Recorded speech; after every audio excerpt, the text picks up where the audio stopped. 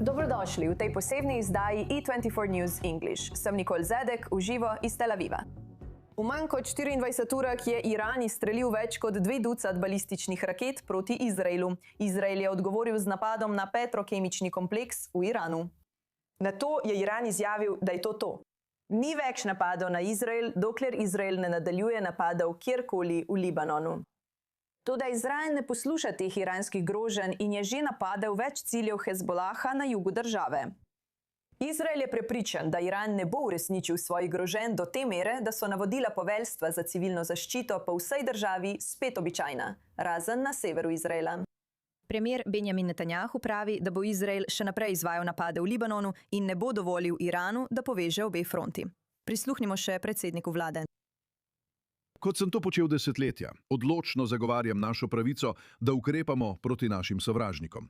Točno tako smo zdaj tudi ravnali. Potem, ko je Hezbolah streljal na izraelsko ozemlje, sem ukazal IDF naj napade teroristične cilje v Bejrutu in tam odstrani operativce Hezbolaha. In to smo tudi storili. Potem, ko je Iran napadel Izrael, sem ukazal IDF naj napade vojaške in gospodarske cilje po celotnem Iranu. In tudi to smo storili. Trenutno je ogenj prenehal, ker je po našem napadu na teroristični režim v Teheranu ta prenehal napadati nas. Če bo teroristični režim v Iranu naredil napako in nas ponovno napadel, bomo odgovorili s silo. Začeti želimo z najnovejšimi informacijami iz Washingtona. Naš višji ameriški dopisnik za I24 News English, Mike Wagenheim, se nam znova v živo oglaša iz Bele hiše. Mike, moram reči, da je v regiji pravi vihar dogodkov. Kakšno je torej mnenje v Washingtonu? Je bil to diplomatski uspeh za Trumpa ali pa da vsaj tako predstavlja svoji bazi? No, danes od predsednika nismo slišali veliko, razen teh objav na Truth Social. Pravzaprav je zunaj mesta v New Jerseyju in se pripravlja na nocojšnjo finalno tekmo NBA, kjer igrajo Knicks v njegovem nekdanjem domačem mestu New Yorku. Vendar pa mislim, da lahko to štejemo za diplomatsko zmago. Poslušajte, prišlo je do streljanja. Predsednik Trump je rekel, naj se streljanje ustavi. Težko je, zato mislim, da bi bilo nepošteno reči, da predsednik ni imel nič s tem. Prav tako je v najboljšem interesu teh držav, da ustavijo streljanje, ko govorimo o Izraelu in Iranu, ter škodi, ki jo lahko ena ali druga stran povzroči. Prav tako ne pozabite, da je Izrael ponovno napadel južni Libanon, tudi potem, ko je Iran prenehal streljati. To prav tako kaže, da predsednik Trump po svojih najboljših močeh skrbi, da bosta ti dve poti, libanonska in iranska, ostali ločeni. In to je bil hiter preizkus strani Izraela, zagotovo v sodelovanju z administracijo predsednika Trumpa zaradi izziva iz Irana. Teheran je izjavil, da bo vsak napad na Libanon naletel na odziv Irana, ki bi takoj znova napadel elemente Hezbolaha v južnem Libanonu in s tem postavil Iran na preizkušnjo. Mislim, da je to mogoče šteti za zmago za predsednika Trumpa in, če smo natančni, tudi za premierja Netanjahuja, saj ni prišlo do takojšnjega odziva Irana. To je pokazatelj, da pogojev za mir med Izraelom in Libanonom ter pogojev za odmik Hezbolaha iz dosega Izraela vzdolž severne meje ne bo narekovala samovolja Teherana. O tem bo odločala libanonska vlada sama, skupaj s posredniki v Washingtonu in morebitnimi partnerji v Jeruzalemu. Kaj to pomeni za to diplomatsko pot, o kateri govorite? Prav prejšnji teden smo videli, da je Washington posredoval pri tej prekinitvi ognja med Izraelom in Libanonom. Vendar je Hezbolah še vedno glavni problem tukaj, Mike. Še naprej streljajo proti Izraelu, Izrael pa še naprej odgovarja na to grožnjo strani Hezbolaha. Kaj vse to pomeni za diplomatsko pot trenutno? No, veste, nekaj, kar je trenutno nekoliko spregledano in je nekoliko zaskrbljujoče, je to, da Washington še naprej ponuja roko predsedniku libanonskega parlamenta Beriju, ki je iz stranke Amal in ima povezave s Hezbolahom. In skoraj deluje, kot da je on nekakšen verodostojen posrednik. Zdaj v nekem drugem življenju in v nekem drugem času, ja, če bi želeli komunicirati s Hezbolahom, bi bil Beri vaš najbolj izpostavljen človek, prek katerega bi šli. Ampak to je v nasprotju s sporočilom, ki ga Washington nenehno pošilja, da mora vse potekati prek libanonske vlade in libanonskih oboroženih sil. Da so oni edini partnerji tukaj, da ne more biti drugače. Diplomacije ni mogoče voditi prek nobenega drugega akterja, prek nobene druge poti. In ta sporočila so trenutno v nasprotju. Ali je izraelska stran svetovala, naj se držijo stran od predsednika Berija, tega res nismo slišali, vsaj ne javno tukaj. Ampak mislim, da je to do zdaj najpomembnejši in najbolj opazen razvoj dogodkov, čeprav je nekako ostal precej neopažen, ker je razumljivo, da ob raketnih napadih gledamo predvsem na te stvari. Ampak mislim, da je to nekaj, na kar bi morali biti še posebej pozorni, bolj kot na karkoli drugega. Ali Washington zdaj dodaja še eno plast diplomacije tukaj in okoli, s tem, da obide libanonsko vlado, ki jo poskušajo okrepiti. In dejansko jih spodkopavajo s tem, da poskušajo iti prek predsednika parlamenta tukaj in neposredno pogajati s Hezbolahom, ter kakšen vpliv bi to lahko imelo v prihodnje. Mike Wagoner, imam zelo pomembno točko, ki jo želim predstaviti našim gledalcem. Hvala za vse te novice iz Washingtona, vedno cenim tvoje prispevke. No, tokrat se nam v studiu pridružujeta naša višja dopisnica za Bližnji vzhod na i24 News English Ariel Oseran ter analitik za mednarodne zadeve Dan Perry, nekdanji urednik za Evropo in Bližnji vzhod pri Associated Pressu. Gospodje, hvala, da ste danes z nami v studiu i24 News English Dan. Začela bom z vami. Kasneje bomo govorili tudi o Libanonu, a začnimo z Iranom. Kaj je Izrael danes dosegel s povračilnim napadom na iranske napade? Kakšno sporočilo je režim pravkar prejel? Sporočilo je bilo, če napadete nas, bomo napadli vas. To je nekoliko otročje sporočilo, ker strateško gledano je tu veliko večje vprašanje. Tukaj je veliko večje vprašanje. In sicer, ali verjamemo v pogovore? Ali stopnjevanje v Libanonu in prizadevanja Irana, da združi obe prizorišči, škodujejo? Kar se tiče Trumpa, se zdi, da si je želel miru. Po drugi strani pa veš, da je Trump Netanjahuju rekel, naj ne udari. A je Netanjahu vseeno udaril čez moč, zato je Iran odgovoril z napadom. Malo je skrivnostno, kaj poskušajo doseči s tem. Bi lahko bilo, da je Netanjahu udaril. S tem, da ni ubogal Trumpa, težko verjeti. Kasneje danes je ubogal Trumpa po tistem slavnem tvitu. Iran očitno ni mogoče prepričati, da bi spremenil svoje ravnanje s to zelo taktično, nizkointenzivno strategijo košnje trate. In mislim, da to velja tudi za Libanon. Tukaj je, mislim, še večje vprašanje in sicer, ali si sploh želimo dogovora. Če ne, kakšne so alternative? Ali verjamemo, da je mogoče doseči dogovor s Hezbolahom in Iranom?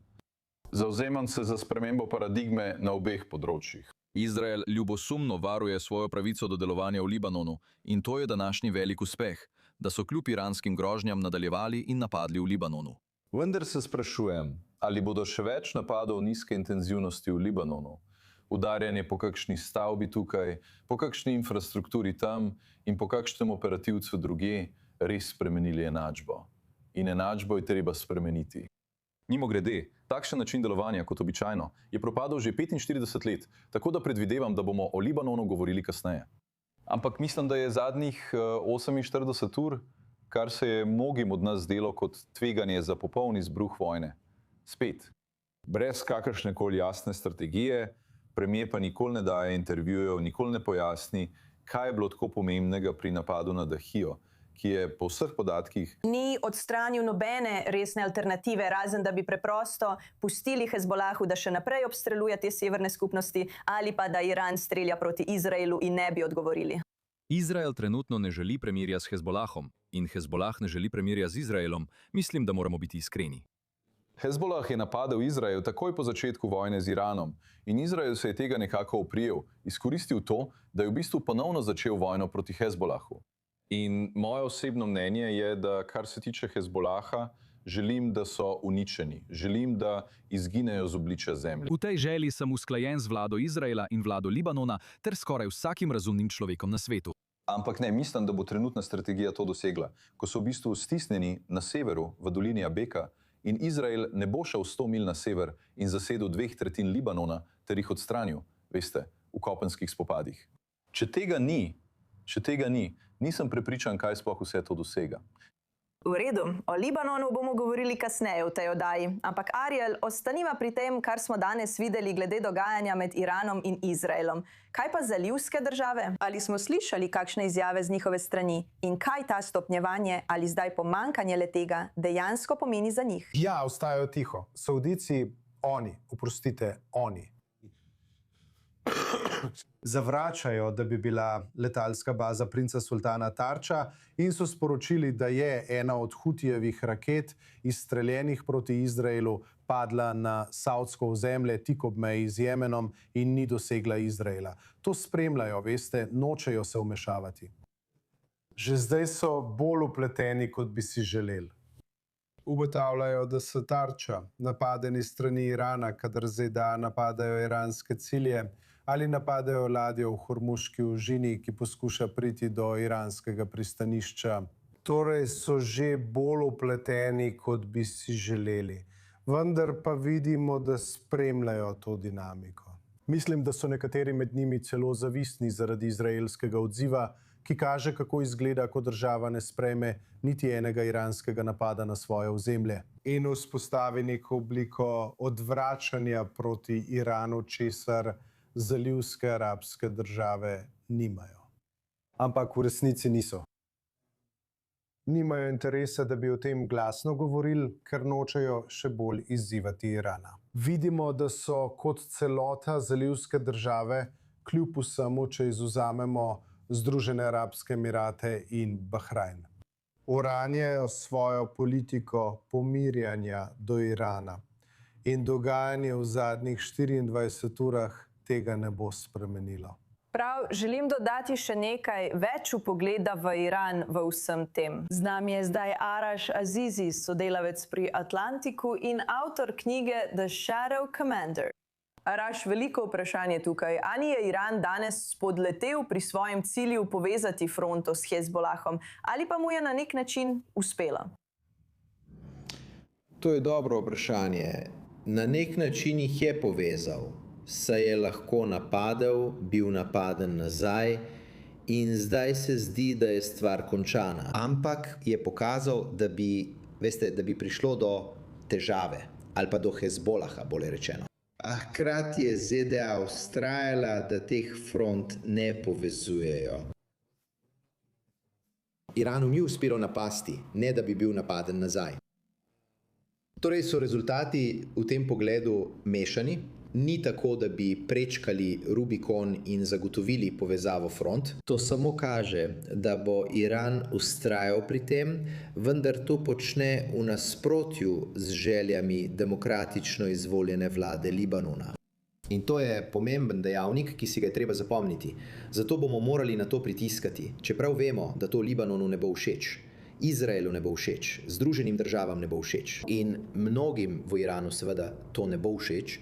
Sprašujejo se, zakaj se Iran znova znajde v vojni in zakaj Iranci znova doživljajo napade na svojo državo, samo zato, ker želijo pomagati teroristični skupini, ki je oddaljena na tisoče kilometrov. Kaj pa to pove o tem, kako nujen je za Iran trenutno njegov glavni proksi, Hezbolah? Dejstvo, da so bili pripravljeni skoraj znova zanetiti to vojno, če je to potrebno, da Hezbolahu pokažejo, da so še vedno z njimi. Kaj to pove o položaju, v katerem je Iran? To kaže, da Iran noče biti izključen iz libanonskega vprašanja. Libanonsko vodstvo je v zadnjih nekaj dneh Iranu v bistvu reklo, naj izgine. In to so v zadnjem času večkrat storili. In Iran želi pokazati, da tega ne bo storil, da mora njegova os odpora nadaljevati in da ne bo sprejel zmanjšanja svojih regionalnih zmogljivosti. Želi povedati, ne, še vedno smo sila v Libanonu. In enako bi pokazal tudi na nekaterih drugih frontah. Če naprej se drži te varnostne doktrine, ki temelji na njenem zanašanju na te milice. Videli bomo, ali bodo morali to na neki točki opustiti, za zdaj pa menijo, da je preudarno s tem nadaljevati. In kaj vse to pomeni za pogajanja z Washingtonom? Kako to vpliva na iranske adute na pogajalski mizi? Mislim, da so ostali pri svojem in da bodo še naprej vztrajali pri svojih zahtevah za pogajalsko mizo.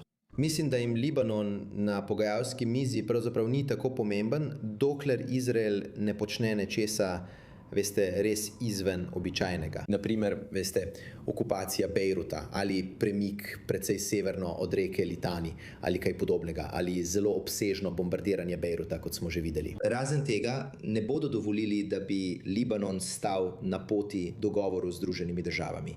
Z drugimi besedami, če je vse ostalo urejeno, kljub vsem njihovim glasnim besedam o ločitvi front ali preprečevanju tega, če je vse ostalo urejeno, bodo podpisali dogovor z Združenimi državami in se nato ukvarjali z Izraelom in Hezbolahom. Kaj pa je vse ostalo? Ker v tem trenutku, saj javno, se zdi, da ni nič drugega urejeno. Ni samo libanonska fronta, to je tudi Hormuška ožina, to je jedrsko vprašanje. To je vprašanje visoko obogatenega urana, ki ga Iran noče zapustiti iz države. Torej, kaj je urejeno? No, na kratek in zelo kratek rok si Iran želi sprostitve svojih zamrznjenih sredstev, nekakšno priznanje svoje vloge v Hormuzu. In prav tako želi z veseljem se ukvarjati z visoko obogatenim uranom, čeprav so ZDA pristale, da uran ne zapusti Irana, ampak da se razreči na iranskih tleh. Predsednik sam je to predlagal. Torej, to so nekatera glavna vprašanja. In povsem mogoče je, da bosta obe strani dosegli dogovor o teh vprašanjih in potem boste imeli obsežna jedrska pogajanja o, veste, jedrskem programu na splošno. Toda dogovor, ki nekako vključuje besedilo o vlogi Irana v regiji in odmrzne iranska lastna sredstva, blokirana sredstva, je povsem mogoč. In to je bilo nekajkrat predlagano strani Združenih držav in povsem jasno je, da je predsednik Trump precej željan skleniti dogovor. Vprašanje je le, ali lahko najdejo skupno točko. Ja, zagotovo je to še vedno veliko vprašanje, ki visi nad temi pogovori. Raj, lepo je, da ste danes z nami na i24 News English. Cenim to. Hvala, da ste me povabili. No, to je bilo zagotovo zapletenih 24 ur za prebivalce tukaj v Izraelu. Zdaj bomo dobili posodobitev z domače fronte. V redu, angleška dopisnica i24 News, Balik. Sledin se nam v živo oglaša iz osrednjega Izraela, Ramat Gan. Balik, moram reči, da je bilo za veliko državljanov po vsej državi to pravi šok. Zjutraj so jih prebudili izstrelki iz Irana in Hutijev iz Jemna. In tukaj smo, približno 12 ur kasneje, in to je to. Navodila civilne zaščite so spet običajna. Kaj lahko deliš z nami? Kakšno je trenutno vzdušje? Tako je, stvari so se vrnile v normalno stanje in tudi tukaj v središču Ramat Gana ljudje spet hodijo mimo. Vse je povsem običajno, tako kot je bilo tudi včeraj zvečer. In poveljstvo civilne zaščite je pred kratkim izdalo novo navodilo, da se bodo stvari vrnile v normalno stanje. Po vsej državi Izrael, razen na območju konfrontacijske črte med Izraelom in Libanonom, kar pomeni, da bo na tem območju dovoljen ponovni zagon izobraževalnega sistema, ustanov in šol. Vendar pa je to potrebno ali zahtevano le, če je v bližini zaklonišče in to v zelo, zelo kratkem času. Ne pozabite, na severu je ta čas zelo, zelo kratek. Govorimo o manj kot minuti v večini primerov. Prav tako, kar zadeva omejitve za zbiranja na teh območjih ob liniji spopada, zunaj na odprtem največ 100 ljudi, v stavbi pa samo do 400 ljudi in tudi omejitve glede delovnih mest. Možno je iti na delo, vendar le na tista mesta, kjer lahko delavci v kratkem času dosežejo zaklonišče, kar pomeni, da se življenje po vsej Izraelu vrača v normalno stanje, razen na območju linije spopada. To samo po sebi je povzročilo ogorčenje med prebivalci severnega Izraela, še posebej tistimi, ki živijo blizu meje z Libanonom. Kot eden od oseba, ki dejansko vodi forum vseh mest ob liniji spopada, je povedala, da ni mogoče, da se cela država vrača v normalno stanje, mi pa se vračamo v zaklonišča. To je realnost. Trenutno je edina nevarna situacija dejansko v bližini linije spopada. Kolikor vemo, recimo Hezbolah ni streljal proti mestom na severu Izraela, vendar bi zagotovo številne rakete ali droni, ki bi lahko bili usmerjeni na izraelske enote na jugu Libanona, lahko sprožili. opozorila tudi v mestih na severu Izraela in bi lahko na nek način dosegli ta mesta in vasi. In zato poveljstvo za domačo fronto ohranja nekatere omejitve, vsaj za območje konfrontacijske črte. Ostali del Izraela pa se je vrnil v normalno stanje. Mimogrede, to je bila dobra odločitev recimo ministra za promet, da ni zaprl letališča v Izraelu. Letališče ni bilo zaprto. In izkazalo se je, da je bila to prava odločitev. In zagotovo dobre novice za potnike, ki prihajajo in odhajajo iz države. Malik Sladin z najnovejšimi informacijami iz osrednjega Izraela. Hvala za to.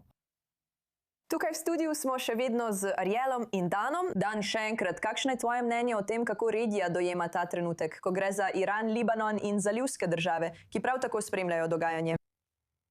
Mislim, da ugotavljajo, tako kot mnogi opazovalci, da so Združene države uspele iz skorajšnje zmage narediti poraz. Vojaška zmaga je bila osupljiva. Očitno je bil režim premagan na milijon različnih načinov in polovica njihovega vodstva je izginila. In človek bi mislil, da jih bo to prestrašilo. In vendar so tukaj. Očitno jih ni strah, da bi se vojna nadaljevala. Napadajo Izrael, ker so tako obupani, da bi povezali Libanon z vprašanjem Irana. Čeprav, kot slišimo od analitikov, jih Libanon v resnici ne zanima, ampak jim je pomembno, da izkazujejo svojo moč in da jih vidijo kot pokroviteljsko silo v Libanonu. In tako zelo jim je mar, da tvegajo, da bodo sabotirali mirovna pogajanja. Zakaj je temu tako? Ker dejansko mislim, da je zdaj jasno, da imajo prednost, saj so odkrili asimetrično moč blokade Hormuške ožine. In kot smo razpravljali prejšnji teden, je preprosto neverjetno, da so ZDA napadle Iran in niso imele nobenega smiselnega načrta za preprečitev tega popolnoma predvidljivega dejanja, ki so ga izvedli in ki je prestrašilo svetovno gospodarstvo. In trenutno stavijo, in mislim, da pravilno stavijo, da zahodni svet ne prenese niti misli na 3, 4 ali 5 mesecev gospodarskih težav. In od začetka naprej mislim, da bi morali svetu sporočiti, da je bil cilj strmoglaviti iranski režim. In spomnite se, to je bil prvotni cilj.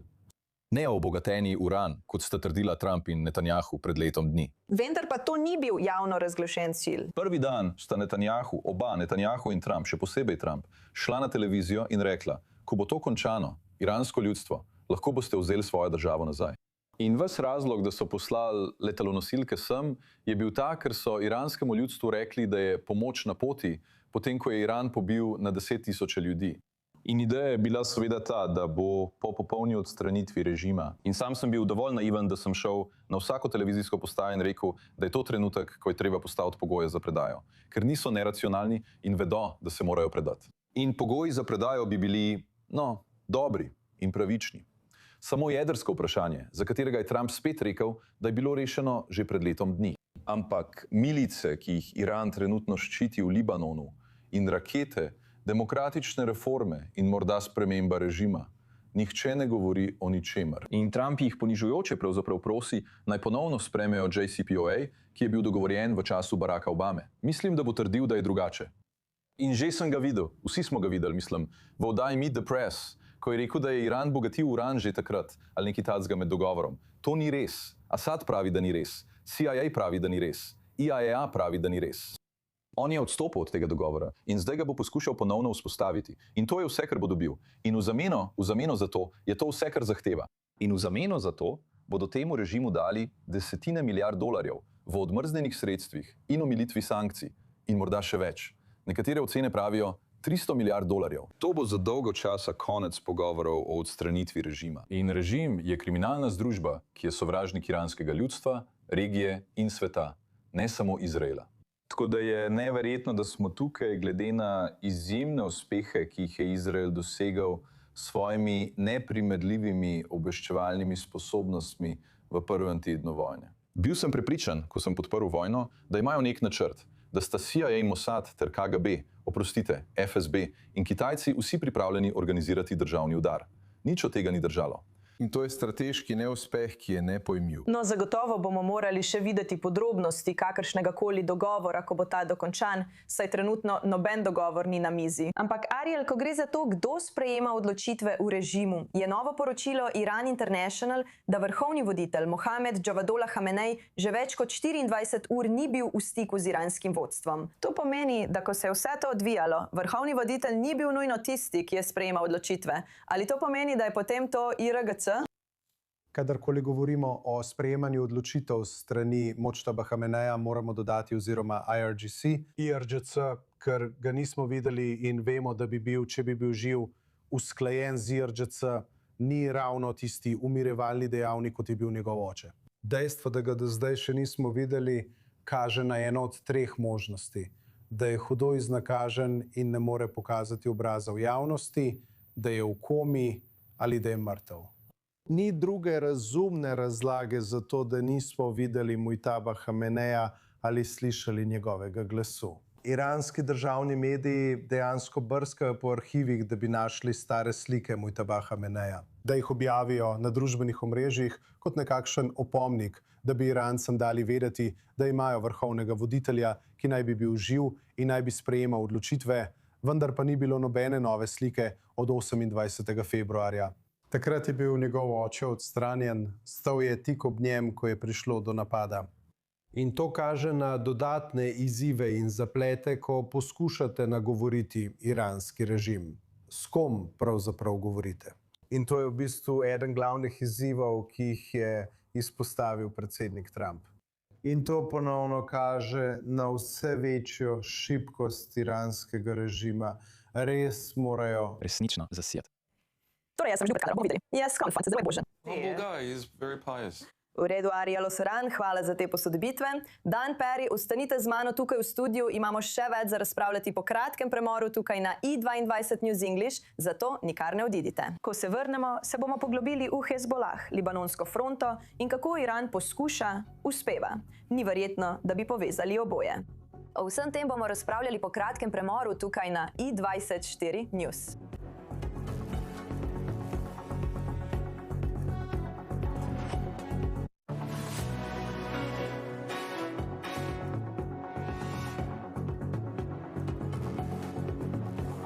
Dobrodošli nazaj na i22 News English. Naše poročanje o Iranu se nadaljuje, vendar na nekoliko drugačnem področju. Svetovno prvenstvo se ta teden začne pod političnim oblakom. Iranska ekipa pa je ujeta med nogometom in vojno. Iranski igralci so prejeli ameriške vize, vendar je bilo več članom osebja vstop zavrnjen, zaradi česar se je ekipa morala nastaniti v Mehiki in pod strogimi omejitvami potovati v Združene države za tekme. Iran naj bi igral v ameriških mestih gostiteljicah, vključno z Los Angelesom in Seattlom, čeprav napetosti z Washingtonom in Izraelom še naprej vplivajo na varnostne skrbi okoli turnirja. Teheran obtožuje ZDA, da politizirajo svetovno prvenstvo, medtem ko Washington trdi, da so odločitve o vizah sprejete na podlagi nacionalne varnosti. Za več vpogleda se nam zdaj pridružuje Negin Musahedi, novinarka pri Iran International in voditeljica podcasta Eye for Iran. Zanima me, ko pogledamo Kanado, Združene države in Mehiko, kako vidno je vprašanje Irana tam na terenu? Ali navijači to dojemajo kot športno zgodbo, ali vojna in vizumska polemika bolj prevladujeta v pogovoru? Odvisno, koga vprašate. Če vprašate Irance, ki so proti režimu, kar je večina Irancev v Kanadi in Združenih državah, naprimer, oni ne vidijo ekipe, team-meli, kot ji pravimo v perziščini, kot svoje nacionalne ekipe. Vidijo jo kot ekipo Islamske republike, ki jo ločujejo od samega Irana. Tako bodo protestirali proti tej ekipi. Zdaj so tudi tisti, ki, veste, morda ne vidijo športa kot nekaj političnega, vendar je težko ne videti športne arene kot nekaj političnega. Ko imaš državi, kot je Islamska republika Iran, Islamsko revolucionarno gardo, IRGC, ki ima svoje lovke dobesedno povsod, tudi v športu. No, za mnoge Irance, kot ste pravkar rekli, je ekipa Meli vedno nosila določeno politično težo. Ali ta trenutek k temu še kaj doda? Ali pa morda nogometna reprezentanca še vedno združuje Irance? Ali pa razkriva razdeljenost znotraj in zunaj države? vsekakor razkriva razdeljenost tako znotraj države, kot tudi zunaj nje. Ker kot sem rekla, so nekateri ljudje, ki so sicer proti režimu, vendar še vedno iščejo izgovore, ko gre za samo nogometno reprezentanco. Ampak v glavnem večina tega ne vidi kot svojo reprezentanco. In veste, ko gre za Iran, je vse politično. Ker ko imaš diktaturo, ki nadzoruje vse vidike tvojega življenja, postane šport političen. Tudi glasba je nekaj, kar je politično, ker tudi to nadzoruje država. In veliko ljudi vidi ekipo Meli kot tiste, ki se podrejajo iranskemu režimu, drugi pravijo, no saj veste, to je njihova služba, igrajo šport in se morajo z njimi soočiti. Ampak veste, ne smemo pozabiti, da so bili nogometaši, športniki, ki so bili usmrčeni zaradi januarskih vstaj in tisti, ki so bili ubiti med januarskimi vstajami proti režimu. Tako da bo zagotovo veliko ljudi zunaj zastavo Lev in sonce, zastavo Šir-e-Horši, kot pravimo v Farsiju, ki bodo protestirali proti dejstvu, da FIFA ne dovoli zastave Lev in sonce na tekme v areno. Tako je tudi sama FIFA spolitizirala to situacijo, ker zakaj bi kaj takega prepovedali?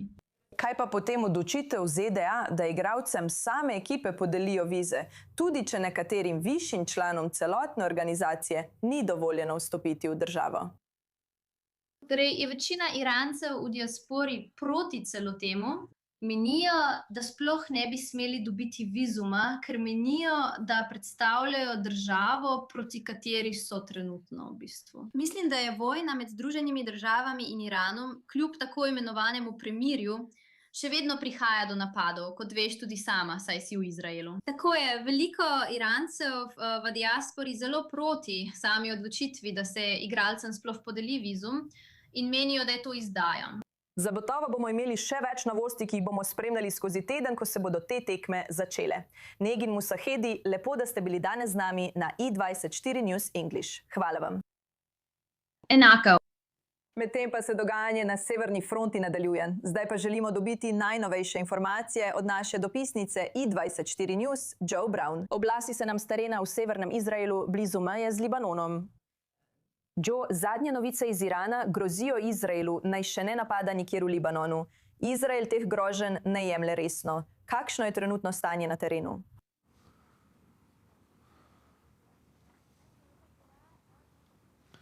No, v bistvu smo v situaciji, ki jo poznamo iz zgodbe o paši, kjer ena stvar vodi do še večje. Torej, po besedah Hezbolaha, če Izrael napade južni Libanon, bodo oni napadli severni Izrael. Če Hezbolah napade severni Izrael, bo Izrael napadel Bejrut. In če Izrael napade Bejrut, se bo vmešal Iran. Toda danes smo videli, da je Izrael ves dan napadal južni Libanon, prišlo je do napadov v Tiru in okoliških območjih. Libanonski mediji poročajo, da je bila ena oseba ubita na motorju v Tiru in to je del, kjer je IDF v zadnjem času veliko napadal. To je le nekoliko severneje od reke Litani. In seveda je to simbolično, ker je tam med okupacijo v 80-ih letih bila baza poveljstva IDF. Zdaj je bilo tam le nekaj siren, odkar naj bi se danes zgodaj obnovilo to premirje. Bilo je.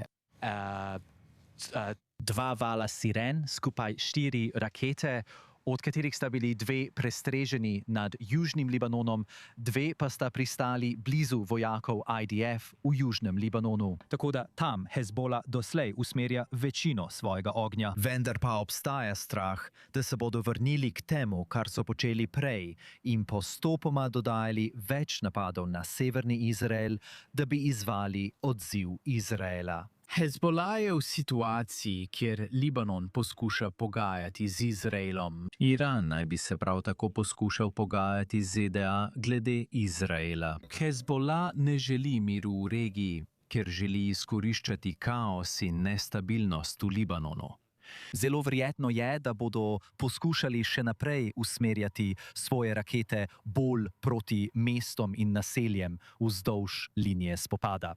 In če je vsemu temu verjeti, bo to sprožilo dogodke, ki bodo na koncu privedli do ponovnih napadov iz Irana. Ali bo to trajalo dlje, ali pa bo podobno kot danes, ko je bilo le nekaj sal, približno 20 raket izstreljenih na Izrael z omejeno škodo, še ne vemo. Vendar to ni nekaj, kar Prebivalci severnega Izraela tega še posebej ne želijo preizkusiti, še posebej glede na to, kako blizu je Hezbolah njihovim mejam in kako smrtonosni ter nevarni so ti napadi zlasti s severne meje. Naša dopisnica Joe Brown z najnovejšimi informacijami iz Severne fronte. Hvala za te posodobitve s terena. Tukaj v studiu ste še vedno z mano analitik za mednarodne zadeve Dan Perry, zdaj pa se nam pridružuje tudi višji dopisnik I22 News English Owen Altman. Owen, ko pogledamo, kako je predsednik vlade ravnal z današnjimi dogodki, se pojavljajo ugibanja, da je bilo to usklajeno z ameriškim predsednikom Donaldom Trumpom. Kako lahko Netanjahu predstavi ta trenutek svojim privržencem, da je stopil po robu ameriškemu predsedniku? Ker so se v zadnjih nekaj mesecih pojavljali pogovori, da je Izrael postal 51. zvezna država, ki ji narekuje, karkoli si želi ameriški predsednik Donald Trump. Ali se ta pripoved danes spreminja? No, to je en način gledanja na to, Nikol. Mislim, da moramo kot Izraelci biti pozorni na to, da je Donald Trump menil, da je pomembno, da ga vidijo kot nekoga, ki ohranja distanco do Izraela. Ne glede na to, ali je to bilo res ali ne, ali pa je bilo v ozadju nekaj vmesnega, je Donald Trump želel, da je ta podoba prisotna v javnosti. In sumim, da ne samo zaradi Irana, ampak tudi zaradi svoje javnosti in svojih volivcev. Vojna očitno ni priljubljena v Združenih državah.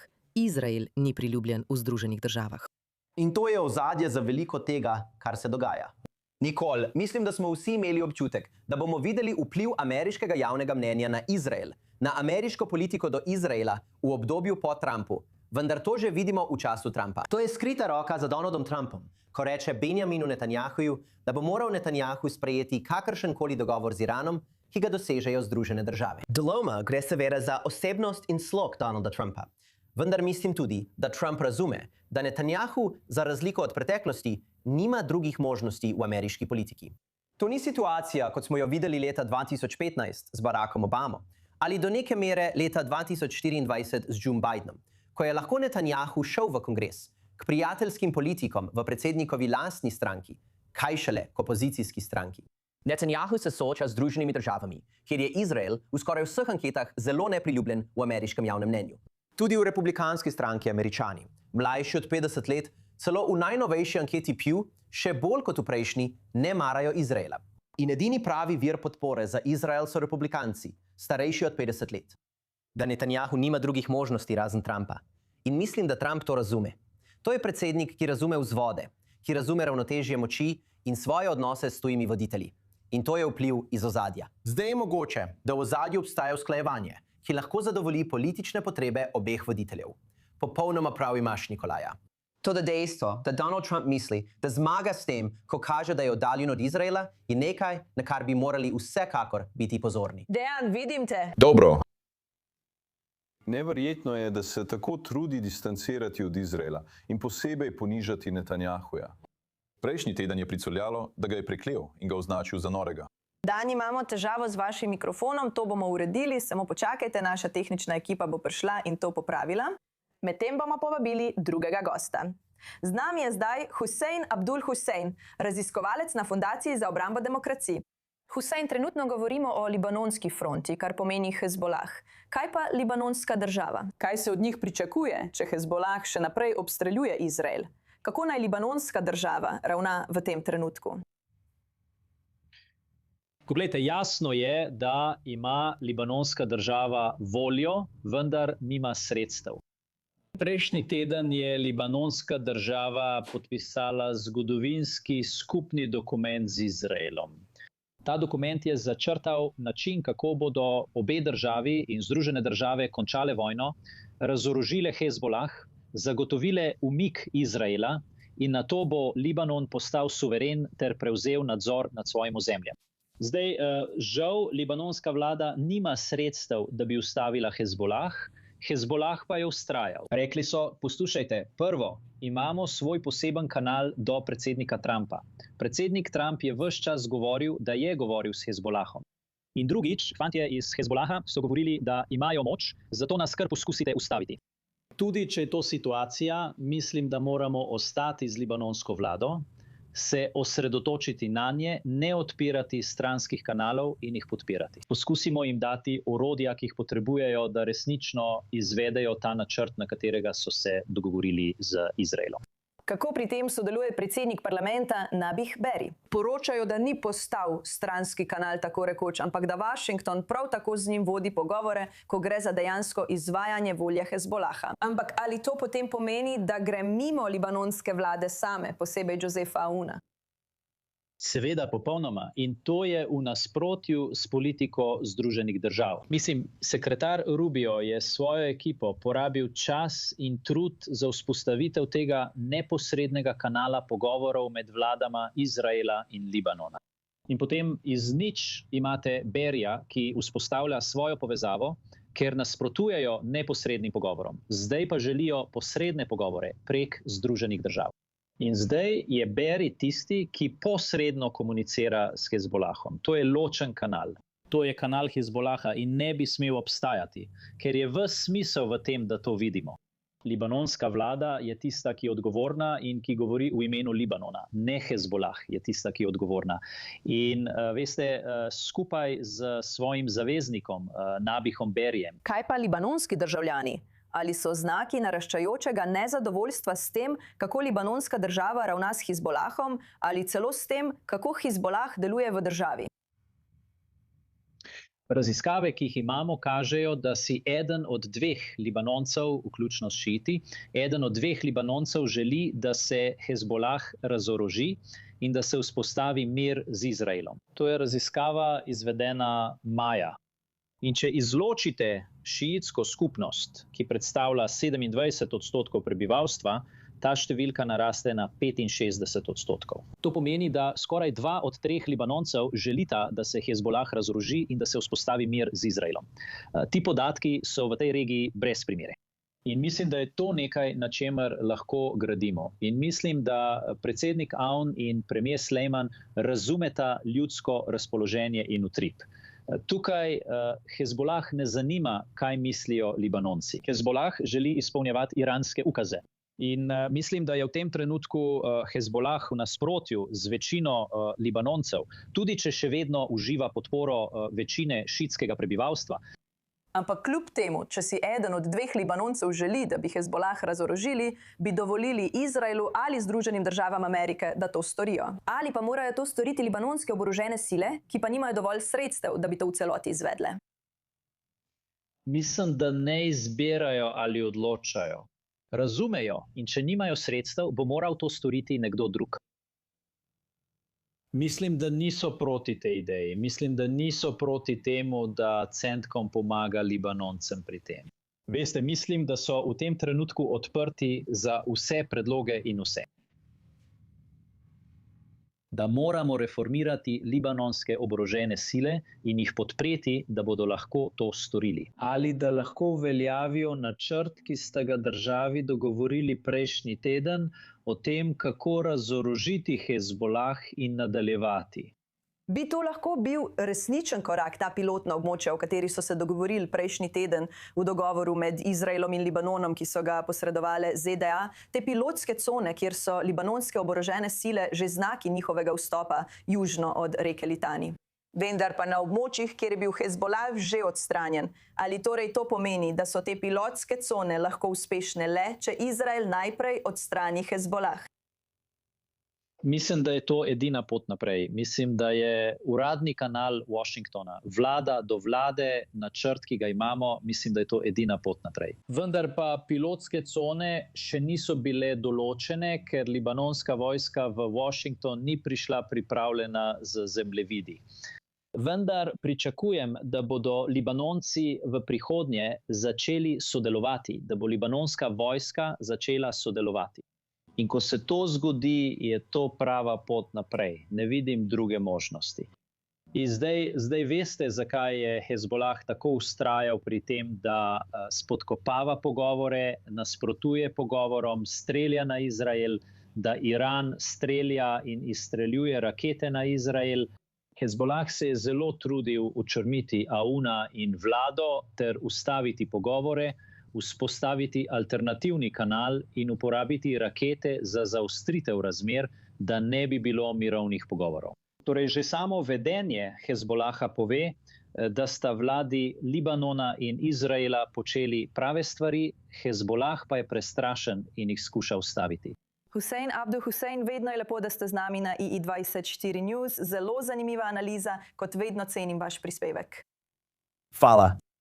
Nazaj tukaj v studiu, še vedno z Danom in Ojenom. Dan, ko gre ne samo za to, da bi libanonske oborožene sile obračunale s Hezbolahom, česar do zdaj še nismo videli, ampak tudi za Izrael in morda Združene države.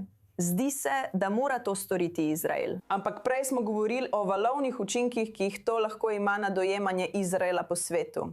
Kako potem Izrael uravnoteži to? Mislim, da bi bilo za Izrael pametno, da bolj jasno pokaže, da spoštuje libanonsko vlado in ponuja pomoč. Mislim, da se je v zadnjem letu ali pa dveh za Izrael pojavil velik adut. Pravzaprav dva.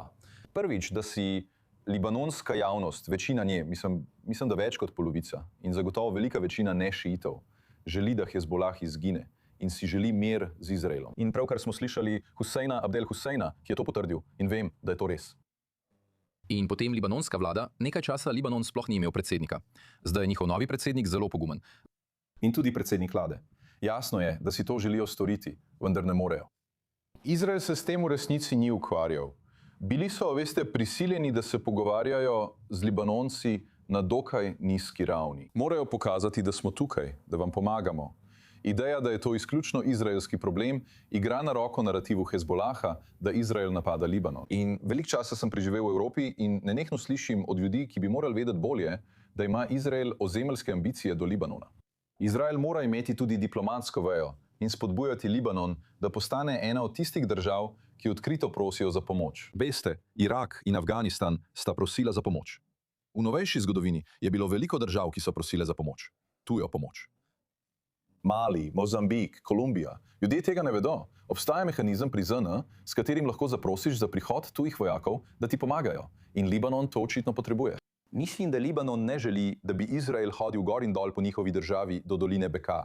In vsakič, ko je ubit libanonski civilist, to škoduje prednosti, ki sem jo pravkar omenil. Ko rečem, da mora Izrael spremeniti paradigmo zadnjih 45 let, ki je temeljila zgolj na vojaški sili, to ni zato, ker bi želel, da Hezbolah preživi. Želim, da izginejo. Ampak mislim, da bi to lahko bil učinkovitejši način. Če izkoristite dejstvo, da si Libanon to očitno želi, morda ponudite tudi podkupnino v obliki velike pomoči, ki že čaka v zalivu, da pride v Libanon, ko bo Hezbolah izginil, in ustvarite globalni konsens, da je to svetovni problem. Ni nujno, da so to vojaki iz Belgije. Mislim, da bi lahko bili arabski vojaki in, veste, afriški vojaki. Ne pozabite, Hezbolah je obkoljen. Zdaj so obkoljeni na eni strani z libanonskimi oboroženimi silami, na jugu z Izraelom, na severu in vzhodu pa z neprijazno Sirijo. In obstaja način, kako rešiti ta problem, ki ne temelji samo na Izraelu in samo na libanonskih oboroženih silah, ker očitno tega ne zmorejo, ampak je treba narediti nekaj pametnega in ustvarjalnega. In tega ne vidim pri trenutni izraelski vladi, kjer isti ministri v enem dnevu zahtevajo, da Libanon nekaj stori, in grozijo, da bodo škodovali libanonski infrastrukturi. Če tega ne storijo, se na to norčujejo iz Libanona, ker ni sposoben ničesar narediti. In Izrael mora vse narediti sam. Mislim, da potrebujemo boljši načrt in to je izvedljivo. Mislim, da je v tem, kar si pravkar povedal, Dan, veliko resnice. In zelo se strinjam z Ručadom glede glavnih delov tvojega povedanega. Ampak tu je problem v tem, da postavljamo voz pred konja. To pomeni, da dokler se razmerje moči v državi ne spremeni, je libanonska vlada preveč prestrašena, da bi šla in prosila varnostni svet, naj pride in pomaga, ter pripelje tuje mirovnike za boj proti Hezbolahu. Tega preprosto še ni. In tudi Izrael, s tem, ko o tem govori preveč javno, in libanonsko vlado prikazuje kot tisto, ki prosi Izrael za pomoč, božim se in sumim. Odločevalci v Izraelu, tudi tisti, ki imajo dobre namene glede teh pogovorov, mislim, da bi se bali, da bi svojo libanonsko vlado potisnili v kot. Imaš prav, Joseph Allen je naredil nekaj pogumnih korakov na prvem srečanju. In mislim, da je na tem zadnjem srečanju in s premirjem, ki izhaja iz tega, v bistvu izzval Hezbolah, naj kljubuje volji obeh vlad, da dosežeta premirje. Imaš prav. To je bil res pomemben korak za libanonsko vlado in dober korak za Izrael. Pomembno je, da se ta argument izpostavi, še posebej v Evropi. Popolnoma imaš prav. Filozofsko gledano obstaja problem. V življenju so trenutki, ko moraš izbrati najmanj slabo možnost. In veš, vsaka možnost je slaba. In imaš prav, tu nekoliko postavljamo voz pred konja. Popolnoma imaš prav. Ampak to je najmanj slaba možnost, ker bi bilo, da Izrael zasede celoten Libanon in pride do doline Beka, še slabše. Izrael nikoli ni rekel, da so to njihovi načrti. Trenutno gre za varnostno območje južno od Nikole, natančno tako. Torej nimajo nobenih. Ampak nisem prepričan, da je to najmanj. Slaba možnost. Varovalni pas preprečuje infiltracije. Ampak Izrael je imel tudi zelo nepriljubljeno 18-letno okupacijo Libanona, kjer je varovalni pas stal približno 25 vojakov na leto. In trenutno varovalni pas stane Izrael približno 3 vojake na teden. Ampak Izrael tega ne more prenesti. Varovalni pas ne preprečuje raket. Rakete pa se izstreljujejo iz bolj severnih območij. Načrt, ki ga ima Izrael trenutno, torej zgolj scenarij košenja trate, mi ne bo prinesel tega, kar si želim. Kar je izogibanje, tisto, kar bi si morali vsi želeti, torej izogibanje takšni vrsti vojskovanja. To pomaga organizacijam, kot je Hezbolah, in dejansko trenutno pomaga Iranu, kar pomeni večno vojno, vojno izčrpavanja. Najmanj priljubljena vojna v zgodovini Izraela je bila, ko je Egipt po 6-dnevni vojni Izrael potegnil vojno izčrpavanja, kjer so vojaki ves čas umirali, strateškega cilja pa ni bilo videti. Izrael je že 45 let vpleten v občasno vojno izčrpavanja s Hezbolahom. To ne deluje in čas je za boljšo. Najmanj slabo možnost. Poglej, spet, veliko tega, kar praviš, drži, ampak nisem prepričan, da je to najmanj slaba možnost. Resnica je, da imamo na naši severni meji več 100.000 ljudi, ki so zadnjih nekaj mesecev preživeli v zakloniščih in ne vidijo izhoda. In ni jasno, da bi v tem trenutku skupina arabskih in afriških vojakov, ki v končni fazi ne branijo svoje lastne države, ali katerakoli tretja država, ki ne brani svoje države, lahko kaj spremenila. Počakaj trenutek. Daj mi trenutek. Če jih podpira država, ki ne brani svojih lastnih meja, ne bodo imeli takšne motivacije, kot jo ima izraelska vojska. To je preprosto realnost. Prav imaš, da je smiselno delati za drugačno prihodnost. Pravzaprav so pogovori z libanonsko vlado v veliki meri namenjeni temu. Prav imaš, da bi lahko vključitev denarja in delovne sile iz zalivskih držav bila res pomemben del rešitve, še posebej finančni del, glede na gospodarsko situacijo v Libanonu. In glede na javno mnenje v Libanonu, ki je proti Hezbolahu, se da veliko narediti. Mimogrede, morda pa ne. Na koncu koncev bodo celo vojaki NATO, ljudje v tej državi, in oba razumeva zakaj, podvomili, ali bodo imeli motivacijo braniti izraelske meje, tako kot jih brani izraelska vojska. Prav imaš, da ko se bo Hezbolah, in ne morem reči, kdaj bo to, ampak ko se bo ravnotežje moči resnično in zares spremenilo. Tako da stroški boja proti Hezbolahu ne bodo več enaki stroškom, kot so zdaj. Da bi morda lahko bila neka tretja sila ali pa celo libanonska vojska resnična možnost. Ampak če sedim tukaj danes, 8. junija 2026, to preprosto ni tako. Dobra ideja. Ali želiš, da ne pospešimo postopka? Z veseljem bi pospešil postopek. Katera je tvoja najmanj slaba možnost? Najmanj slaba možnost je nadaljevati pogovore z libanonsko vlado. Strijem se s tabo, da bi izraelski ministri morali prenehati napadati libanonsko vlado, ko so očitno prevzeli tveganja in kažejo nekaj dobre volje, čeprav vsi razumemo, da ne morejo izvesti. Nadaljevati ali začeti pogovore z zalivskimi državami, preko Združenih držav, preko drugih. Začeti sestavljati načrt, predvsem v smislu denarja, pa tudi začeti razmišljati o kadru. Ampak dovoliti izraelski vojski, da pametno, skupnim razumom in z načrtom vodi vojno v Libanonu.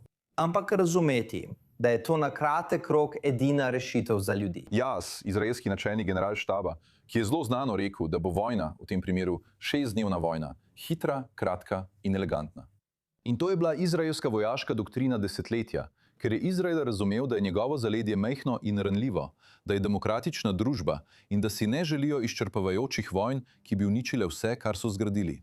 Bojim se, da je trenutna vlada zašla v situacijo, kjer je iz kakršnega koli razloga pripravljena prenašati večne vojne, vojne izčrpavanja.